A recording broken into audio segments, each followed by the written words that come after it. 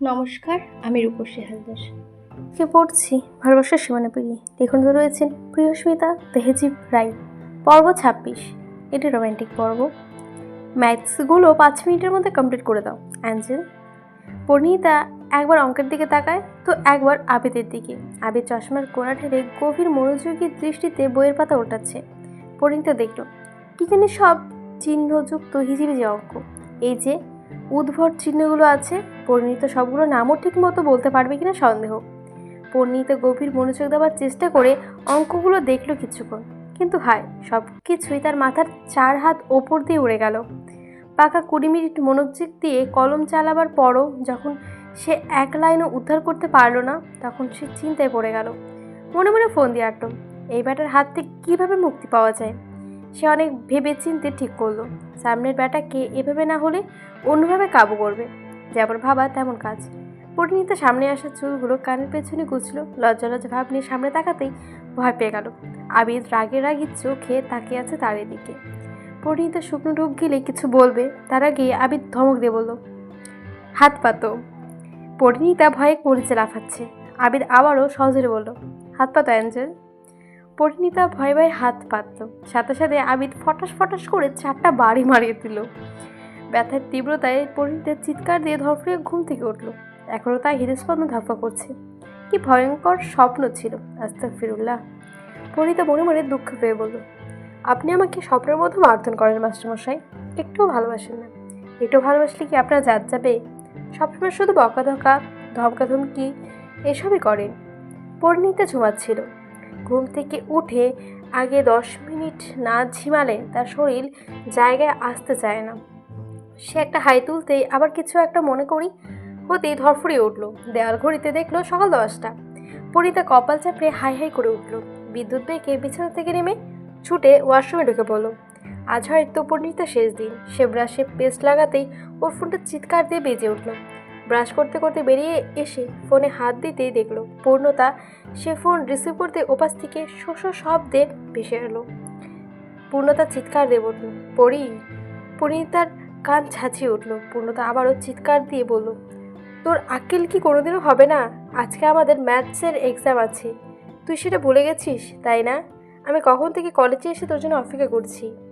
পরিণীতা জোরপূর্বক হাসার চেষ্টা করে বলল, আরে টেপির মা, চাদুস কেন, আমি 20 মিনিটের মধ্যে আসছি।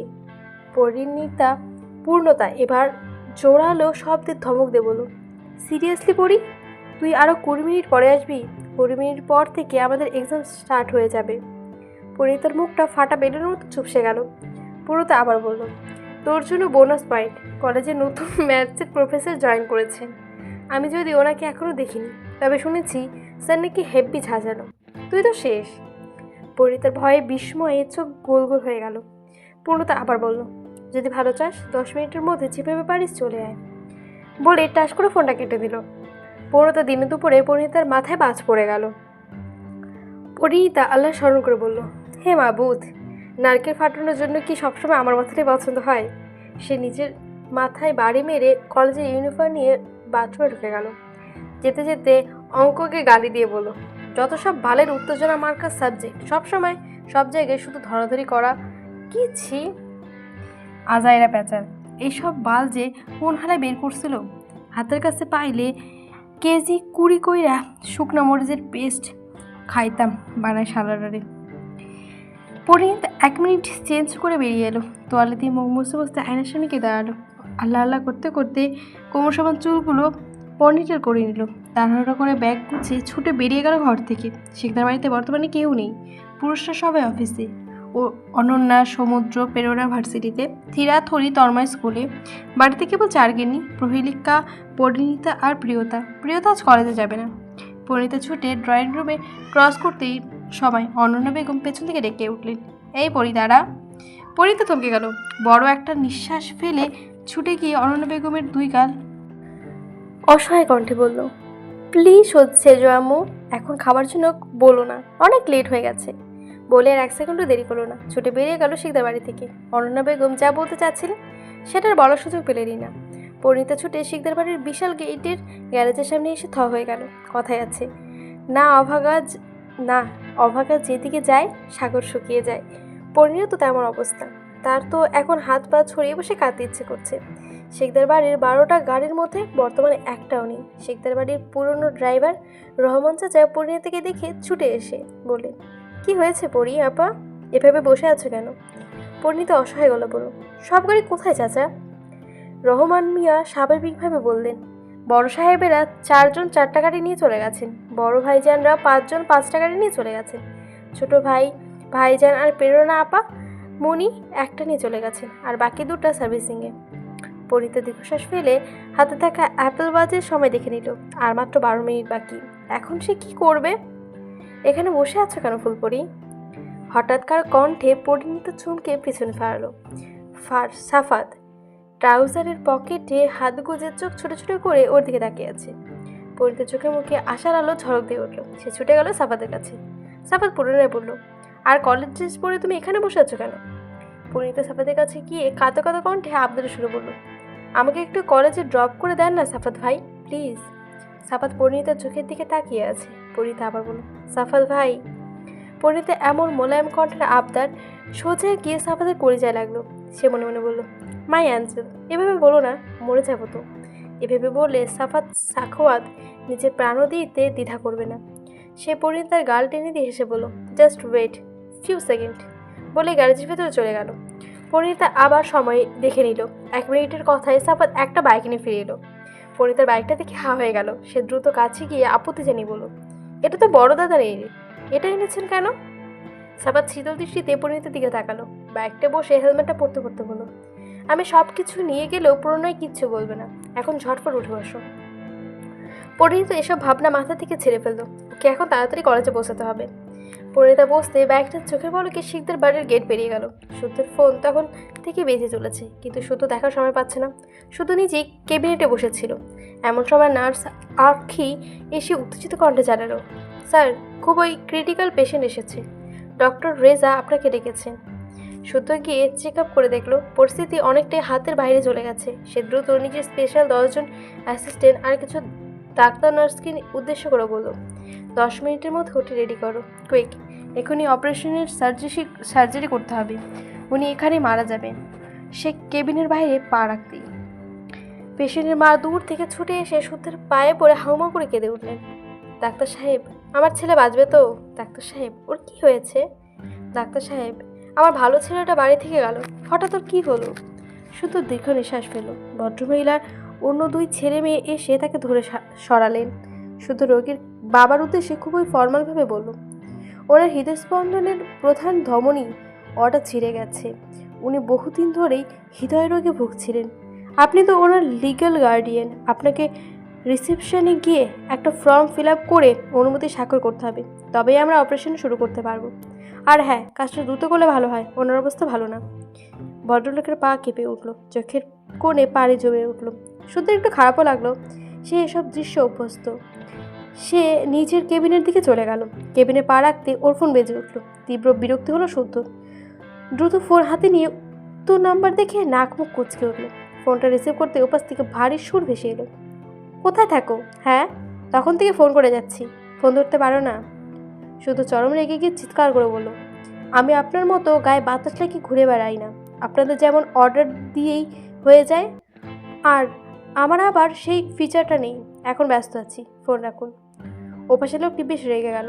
হঠাৎ ঠান্ডা গলায় বলল, তোমার সঙ্গে ইম্পর্টেন্ট দরকার আছে, দেখা করো। শুধু দীর্ঘ নিঃশ্বাস ফেলে বলল, আপাতত 6 ঘন্টার মধ্যে দেখা করা সম্ভব নয়। লোকটি স্বাভাবিক ভঙ্গিতে বলল, ঠিক আছে, বিকেল 4টায় হাসপাতালের পাশের ক্যাফেতে ওয়েট করব। শুধু ছোট করে বলল, ওকে, বলে ফোন কেটে বেরিয়ে গেল। সাফাত পরিণীতাকে সময়ের 5 মিনিট আগেই কলেজে নিয়ে এসেছে। কলেজের পার্কিং লটে বাইক পার্ক করে নেমে পড়লো 2জন। পরিণীতা সময় দেখিয়ে নিয়ে দৌড়ে দিতে দিতে পেছন ফিরে সাফাত বাপাটা খপ করে ধরে ফেলল। পদযুগল থেমে গেল পরিণীতা। সে পেছন ফিরে সাফাতের দিকে জিজ্ঞাসা দিকে তাকালো। সাফাত বাঁকা এসে পিঞ্চ মেরে বলল, আচ্ছা, তোমরা ভাই বোনরা এমন কেন? ভাই নিয়ে খোঁচা কানে আসতে পরিণীতা ভ্রু কুঁচকে এলো। সাফাত আবার বলল, তোমার ভাই যেমন কোনোদিন কৃতজ্ঞতা স্বীকার করে না, তেমন দেখছি তুমিও সেম খ্যাতের মোলা। পরিণীতা কপাল কুঁচকে বলল, সাফাতের কপালে টোকা দিয়ে বলল, নয় হ্যাঁ, এই যে তোমাকে সময়ের আগে পৌঁছে দিলাম, তার বদলে আমি কি পেলাম? আজ আমি না থাকলে কি হতো বলো তো? অথচ তুমি কিছু না বলে চলে যাচ্ছ। ইনডাইরেক্টলি একটা থ্যাংক ইউ তো বলতে পারতে। সাবাত একটু অভিমানে ভার করলো। পরিণীতার কপালের ভাঁজ মিলিয়ে গেল। সে এগিয়ে এসে মিষ্টি হয়ে হেসে সাপাতের উদ্দেশ্যে বলল, থ্যাংক ইউ ভাইয়া, এখন আসি আমি। বলে আর সাপাতের জবাবে উপেক্ষা করলো না, দৌড় দিল। কিন্তু পরিণীতার পরিধানের মিষ্টি হাসি সাপাতের বক্ষে ভালোবাসার প্রশান্তিময় বাতাস বইয়ে দিয়ে সে বিড়বিড় করে বলল, এভাবে হাসতে হয় না পাগলি। তিনতলা বারান্দা দাঁড়িয়ে সকল দৃশ্য একজন অবলোকন করলো। সাপাদের হাতে পরিণীতার হাত দেখেই তার হাত মুষ্টিবদ্ধ হয়ে গেল। রোদ ছড়িয়ে পড়লো তার সর্বগায়ে। সে দ্রুত পায়ে স্থান ত্যাগ করলো। পরিণীতা পরীক্ষা হলে ঢুকতেই ছুটে গেল পূর্ণতার পাশে। আর মাত্র 3 মিনিট পর থেকে পরীক্ষা শুরু হবে। পূর্ণতা পরিণীতাকে দেখে ঝাড়ি মেরে বলল, আর একটু পরে আসলে ভালো করতি, হয়তো তোর কল্যাণার্থেই পরীক্ষার টাইম আরও 1 ঘন্টা পিছিয়েছে। এত তাড়াহুড়ো করে আসার পর এমন কথা শুনে পরিণীতা কাঁদবে না হাসবে বুঝতে পারলো না। এত তাড়াহুড়ো করে আকাশ পাতাল এক করে না খেয়ে এসেছে সে এই বালের পরীক্ষা দেবে বলে। এখন সে কনফিউজড। পরে হবে শুনে খুশি হবে নাকি এতে মেহনত পানিতে গেল বলে দুঃখ পাবে, বুঝতে পারলো না পরিণীতা। যাই হোক, সে পূর্ণতার সাথে আড্ডা দিতে শুরু করলো। এমন সময় সাবিয়া আর অনিমা দৌড়ে এসে পরিণীতার পাশে বসে হাঁপাতে লাগলো। পরপর আনিসা আর আইরিনও এসে ধপধপ করে বসে পড়লো ওদের পাশে। পরিণীতা এবার পূর্ণতার চোখ ছোট ছোট করে ওদের দিকে তাকিয়ে আছে। পূর্ণতা বিরক্ত কণ্ঠে বলল, তোদের কি পাগলা করতে তাড়া করছিল? পরিণীতা হেসে বলল, না না, পাগলা সার কেউ পিছনে ছেড়ে দিয়েছিল। ওরা 4 জন ওদের দিকে কটমট করে তাকালো। ওদের তাকানো দেখে ভয় পাওয়া তো দূর, 2 বান্ধবী অট্টহাসিতে হেসে পড়ল।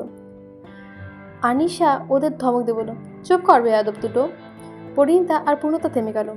আনিশা লজ্জা পাওয়ার অভিনয় করে বলল, I am in love. Parineeta আর পূর্ণতার চোখ বড় বড় হয়ে গেল। সাথে সাথে বাকি 3 জন চিৎকার করে বলল, সেম বান্ধবী, আমরাও।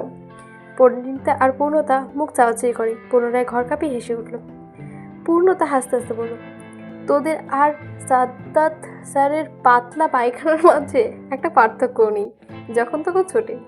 পরিণীতা হাসতে হাসতে গড়াগড়ি খাচ্ছে, কিন্তু হঠাৎ সে হাসি থামিয়ে আনিসের দিকে তাকিয়ে সন্দেহজনক দৃষ্টিতে বলল, কিন্তু তুই তো ওদের মতো না, তোর কি হলো? আনিসা বিরক্তি কণ্ঠে বলল, তখন থেকে তো সেটাই বলার চেষ্টা করছি, তোরা তো শুনছিসই না। এবার পরিণীতা আর পূর্ণতা সিরিয়াস হয়ে বসলো। পূর্ণতা বলল, কে সে বল, কাকে দেখে তোরা এত লাট্টু হয়ে গেলি? আইরিন বলল, he is a damn and handsome. झटका ऐसा लगा कि दिल गार्डन गार्डन हो गया। তুই একবার দেখলেই ফিদা হয়ে যাবি। কলেজের সব মেয়েরাই প্রায় লাট্টু হয়ে গেছে। পরিণীতা ভ্রু কুঁচকে গেল। অবাক কণ্ঠে জিজ্ঞাসা করলো, কে সে? আইরিন আগের চেয়ে দ্বিগুণ উৎসাহ নিয়ে বলল, আমাদের নতুন ম্যাথসের প্রফেসর AR স্যার। পূর্ণতা আবার বলল, নতুন যে স্যার এসেছেন? ওরা মাথা নেড়ে বলল, ওরা সবাই পূর্ণতাকে জোর করে ধরে নিয়ে চলো স্যারের এক ঝলক দেখানোর জন্য। পূর্ণতার মনে হালকা কৌতূহল কাজ করলো। পরিণীতা বিন্দুমাত্র ইন্টারেস্ট দেখালো না। আইরিন বলল, তুই বসে আছিস কেন, চল না। পরিণীতা সাফ জানিয়ে দিল, I am not interested. Sir যখন আছেন তখন কখনো না কখনো ঠিকই দেখা হয়ে যাবে, এত এক্সাইটেড হওয়ার কিচ্ছু নেই। ওরা হতাশ হলো। পরিণীতাকে রেখে চলে গেল নতুন ক্রাশকে দেখতে। পরিণীতা মনে মনে হেসে বলল, মিস ইউ মাস্টারমশাই। আর 2 মিনিট পর থেকে পরীক্ষা শুরু হবে। কলেজে সবাই ফোন, স্মার্ট ওয়াচ আর যা যা ডিভাইস ছিল সব কিছু বাইরে রেখে বসে পড়লো। পরিণীতা আল্লাহ আল্লাহ করতে করতে মনে করার চেষ্টা করছিল আবিদকে কীভাবে কী করিয়েছে। কিন্তু হায় আফসোস, পরিণীতার মনে হলো ফোন ব্যাগের সাথে সাথে ব্রেনটা বোধ হয় বাইরে ফেলে এসেছে। সে রেগে ম্যাথসকে গালি দিয়ে বলছি, এসব ধরাধরি কড়াকড়ি আর কতদিন করতে হবে বাবুর জানে। ওর পেছনে ব্রেঞ্চে বসে আছে পূর্ণতা। পরিণীতা মাথাটা একটু পিছিয়ে নিয়ে ফিসফিস করে বলল, প্লিজ বান্ধবী, বাঁচিয়ে নিস। পূর্ণতার মাথায় গাঁটটা মিটে বলল, গাধা কোথাকার। পরিণীতা মাথা ডলতে ডলতে সামনে তাকাতেই ওর চোখ ছানা বড়া হয়ে গেল। মুখ আপনা আপনি হা হয়ে গেছে। শুধু পরিণীতা নয়, পুরো ক্লাসের মেরে হা করে তাকিয়ে আছে। ফর্মাল হোয়াইট শার্টের সাথে ফর্মাল ব্ল্যাক প্যান্ট পরেছে, হাতে ব্ল্যাক বেল্টের ঘড়ি, শার্টের হাতা কোন অবধি গোটানো। লম্বাটা সুদর্শন দেহে সাদা রংটা অত্যধিক সুন্দর মানিয়েছে। শ্যাম সুন্দর মুখশ্রীতে প্রখর গাম্ভীর্যের আর ব্যক্তিত্বের ছাপ স্পষ্ট। চিত্রলেখা ম্যাম নতুন স্যারকে স্টুডেন্টদের সাথে পরিচয় করিয়ে দিয়ে বললেন, উনি আমাদের নতুন ম্যাথসের লেকচারার আবিদ রাফাত স্যার। ছাত্ররা মনে হয় বেজায় খুশি হলো। আলাপ আলোচনা শেষে আবিদ স্টুডেন্টদের দিকে তাকিয়ে সাবলীল গলায় বলল, students, now for the next 2 hours please maintain silence unless absolutely necessary. If you need anything, let us know. Avoid unnecessary conversation and help create a peaceful environment for the exam. মেয়েরা মুগ্ধের ন্যায় হা করে ছিল আবিদের কথা। আবিদের ভারী পুরুষালী কণ্ঠে পরিণীতার ঘোর ভাঙল। সে আশেপাশে তাকিয়ে দেখল প্রায় সব মেয়েরাই যেন গিলে খাওয়ার ভঙ্গিতে হা করে তাকিয়ে আছে। পরিণীতা আবিদের দিকে তাকিয়ে দেখল আবিদ একদম স্বাভাবিক ভঙ্গিতে পেপার ডিস্ট্রিবিউট করছে। সে পাশের চিত্রলেখা তিনিও ওকে দেখে ক্ষণে ক্ষণে ব্লাশ করছেন। পরিণীতার মুহূর্তেই মনে হলো সে কোনো গরম কড়াইয়ের উপর বসে আছে। অজানা আশঙ্কার ভয়ে হৃদয় স্পন্দন শুকিয়ে গেল। অথচ তার মাস্টারমশাই একবারও তার দিকে তাকাচ্ছে না পর্যন্ত। পরিণীতা এমনিতেই কিছু পারে না, আর এখন তো আর সব কিছুই ভুলে গেছে। পরিণীতার মনে পড়ল তখন বান্ধবীর বলা কথা, ওরা তবে আমার মাস্টারমশাইয়ের কথাই বলছিল। তিনি বলেছিলেন তিনি চাকরি পেয়েছেন, কিন্তু কিসের চাকরি জিজ্ঞাসা করেনি পরিণীতা। চিত্রলেখা পরিণীতাকে পেপার দিতে গিয়ে নোটিস করলো পরিণীতা আনমনে কি যেন ভাবছে, কিন্তু পরিণীতা ডাকলেন, পরিণীতা, পরিণীতা, পরিণীতা। পরিণীতা দরফরিয়ে উঠে দাঁড়িয়ে বলল, ইয়েস ম্যাম। চিত্রলেখার রাগে গলায় বলল, এসব কি পরিণীতা? পরিণীতা মাথা নিচু করে বলল, সরি ম্যাম। চিত্রলেখা তাকে পেপার দিয়ে স্বাভাবিকভাবে বলেন, সিট ডাউন। এতক্ষণ ওর দিকে অনেকেই তাকিয়েছিল। কয়েক সেকেন্ডের জন্য আবিদও তাকিয়েছিল। ওদের এক্সাম স্টার্ট হয়ে গেল, কিন্তু মেয়ে লিখছে, কিছু মেয়ে লিখছে, কিছু মেয়ে স্যারকে দেখছে, কেউ দেখছে ও লিখছেও। আবিদের চিত্রলেখা হলের মধ্যে ঘুরে ঘুরে গার্ড দিচ্ছে। চিত্রলেখা আবিদের সাথে বেশি বেশি কথা বলার চেষ্টা করছে। আবিদের সবাই লক্ষ্য করছে, আর কিছুই লেখার মন বসছে না। পরিণীতা দেখল চিত্রলেখা ম্যাম একটু বেশি তাড়াতাড়ি করছেন। লিটারেলি পরিণীতার কান্না পেয়ে যাচ্ছে। কেউ তার মাস্টারমশাইয়ের সাথে এত ঘেঁষাঘেঁষি করার চেষ্টা করছে, এটা তার মোটেও হজম হচ্ছে না। আর মাস্টারমশাইও কিচ্ছু বলছেন না। পরিণীতা মাথা নিচু করে টুপ করে এক ফোঁটা পানি, চোখের জল গড়িয়ে পড়লো পেপারে। পূর্ণতা চুপি চুপি একটা শিট এগিয়ে দিয়ে বলল, যা পারিস তাড়াতাড়ি টুকে ফেল, নাহলে ফেল করবি গাধা। পরিণীতাও মোটেই ইচ্ছে ছিল না, তবুও চুপি চুপি কিছুটা তুলে নিল। পূর্ণতাকে ওর পেজ ফিরিয়ে দিল। 2 ঘন্টা পেরোতেই ঘন্টা বেজে গেল। সাথে সাথে আবির আর চিত্রলেখা সব পেপার কালেক্ট করতে শুরু করলো। এক্সাম শেষ, তাই সকলে বেরিয়ে যাচ্ছে। চিত্রলেখা বড় এক বান্ডিল পেপার নিয়ে উঠে দাঁড়িয়ে বলল, চলুন স্যার। আবির স্বাভাবিক ভঙ্গিতে বলল, আপনি যান, আসছি আমি। চিত্রলেখা লাজুক হেসে বলল, ওকে স্যার। এক এক করে সবাই হল থেকে বেরিয়ে গেল। শেষে 3 জন, তারাও বেরিয়ে গেল। শুধু পরিণীতা যায়নি। সবাই যেতে পরিণীতা ছুটে গিয়ে আবিদের বুকে ঝাঁপিয়ে পড়ে ভ্যাভা করে কেঁদে উঠল। আবিদ হেসে পরিণীতা চুলে হাত রাখলো, ধীরে ধীরে মাথায় হাত বুলিয়ে দিয়ে বলল, কি হয়েছে আমার অ্যাঞ্জেলের? পরিণীতা আরও শক্ত করে জড়িয়ে ধীরে ফুফিয়ে ফুফিয়ে কেঁদে উঠল। আবিদ পরিণীতাকে কোলে তুলে টেবিলের ওপর বসিয়ে দিল। নরম গাল বেয়ে পড়া পানি আলতো হাতে মুছে দিয়ে শুধালো, কষ্ট পেয়েছ? পরিণীতা আবার কষ্ট করে চাপটে ধরে নিচু কণ্ঠে জিজ্ঞাসা করলো, আবিদ পরিণীতার কপালে ঠোঁট ছুঁয়ে নরম গলায় জিজ্ঞাসা করলো, কেন? পরিণীতা কিছু বললো না। কিছুক্ষণ চুপ থেকে কান্না মিশ্রিত কণ্ঠে অনুনয় করে বলল, প্লিজ কারো দিকে তাকাবে না মাস্টারমশাই, ওদের দৃষ্টি ভালো না। আবিদ ঠোঁট কামড়ে হাসলো। পরিণীতার গালে ঠোঁট ছুঁয়ে আদুরে কণ্ঠে বলল, যেখানে আমার কাছে আমার পরিবেশিত পৃথিবীর অন্য সকল নারী অদৃশ্য, সেখানে তাকানোর প্রশ্নই বৃথা। পরিণীতা লজ্জা পেল। সে আবিদের গলার কাছে থেকে শার্টটা একটু নামিয়ে সেখানে দাঁত দিয়ে গভীর ক্ষত করে দিয়ে বলল, এটা আমার চিহ্ন, যা আপনাকে সবসময় মনে করাবে আপনি একান্তই আমার। এটা মিটে গেলে আবার করে দেব। আবিদ মৃদু হাসলো। মিনিট 2 পরে বলল, এবার ছাড়ো। পরিণীতা ছাড়তে না চাইলেও ও ছেড়ে দিল। সে চলে যাচ্ছিল, কিন্তু হঠাৎ কিছু মনে পড়ায় থেমে গেল।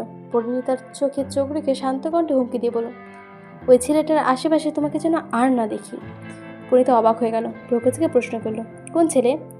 আবিদ শক্ত এবং শান্ত কণ্ঠে বলার চেষ্টা করলো, তাতে তেজ স্পষ্ট আভাস পেয়ে গেল। সে আগের মতোই বলল, যার সাথে এসেছো। পরিণীতার ভ্রু আরও খানিকটা কুচকে গেল। বিস্ময় নিয়ে বলল, সাফাত ভাই। আবিদ পরিণীতার ঠোঁটে আঙুল ছুঁয়ে আস্তে করে বলল, নিজের ভাই ছাড়া পৃথিবীর কোনো ভাই ভাই হয় না জান। তোমাকে যা বলেছি মানে না। নেক্সট টাইম ওই লোকটার সাথে আর আশেপাশে তোমার দেখলে তোমার অবস্থা খারাপ আছে, মনে রেখো তো। বলে পরিণীতার নিচের ঠোঁটে হালকা কামড় বসিয়ে দিল। তুমি তো সিল মেরে দিয়েছো, এখন কি আমারও সিল মেরে দেওয়া উচিত নয়? আবিদের কথার ধরন দেখিয়ে পরিণীতার চোখ গোল গোল হয়ে গেল। আবির ঠোঁট কামড়ে হেসে পরিণীতার কানের কাছে মুখ নিয়ে স্লো ভয়েসে বলল, না থাক, তুমি ব্যথা পাবে, আমি তোমাকে এখনই ব্যথা দিতে চাই না, বলে বাকি অর্ধেক পেপার নিয়ে চলে গেল। পরিণীতা হা হয়ে তার যাওয়ার দিকে তাকে বলল। মনে মনে ভাবল, কি বললেন উনি? পরিণীতা 2 হাতে মুখ থেকে বলল, উফ কি লজ্জা। তারপর চুড়িদারের গলাটা নাকের কাছে নিয়ে গন্ধ নিল, যেখান থেকে মেলে একটা সুঘ্রাণ ভেসে আসছে।